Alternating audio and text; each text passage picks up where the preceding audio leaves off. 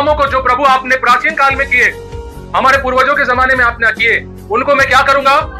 याद करूंगा, उनको सोचूंगा। मैं बैठकर सोचूंगा कि आपने कैसे मिस्र में जो इतना बड़ा राजा था फिरौन उस समय का, जैसे कोई लड़ नहीं पाता है और जो उसके गुलामी में है, उसकी गुलामी से निकालना मतलब शेर के मुंह से उसका शिकार को निकालने जैसा। लेकिन परमेश्वर ने क्या किया? 10 बड़े बड़े विपत्ति लाए, ऐसी विपत्तियां जो कि इत्तेफाक से नहीं हो सकता।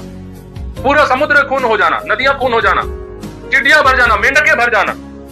वो कहता है मैं याद करूंगा कि आपने क्या क्या किया अपने लोगों को बचाने के लिए। निराशा में, दुख में, टेंशन में जब आप रहते हैं, बैठो प्रभु के पास, बाढ़ जो परमेश्वर के साथ। और जब आप बाढ़ जोते हैं, बाढ़ जोते समय याद करो बाइबल के दिनों में परमेश्वर ने अब्राहम को क्या वायदे किए। याद करो मूसा को परमेश्वर ने क्या क्या बोला, इजरायलियों को वो कैसे छुड़ाया, दानियल को वो कैसे निकाला, शद्रक मेशक अबेदनगो को वो कैसे बचाया, एलिया के लिए कैसे खाना वो प्रबंध किया। बाइबल पढ़ोगे तभी तो मनन कर पाओगे।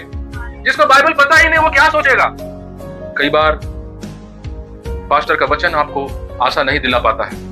कई बार कोई बहन, कोई भाई आकर आपको बहुत समझाता रहता है, आपका विश्वास बढ़ता नहीं है। आप कई रील पर रील, वचन पर वचन यूट्यूब में सुन रहे हैं, लेकिन आपको गंझट लग रहा है क्योंकि आपका इतना टेंशन है, आपका इतना दुख है, आपको और कुछ सुनने का मन नहीं कर रहा है। कहीं से कोई मरहम आपको नहीं लग पा रहा है।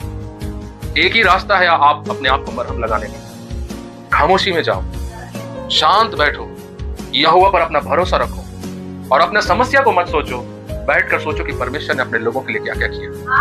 आपका विश्वास का स्तर बढ़ने लगेगा, आपका टेम्परेचर बढ़ने लगेगा। उसके बड़े बड़े कामों को मनन करो, उन गवाहियों को याद करो जो आप यहाँ पर खड़े होकर दिया करते थे।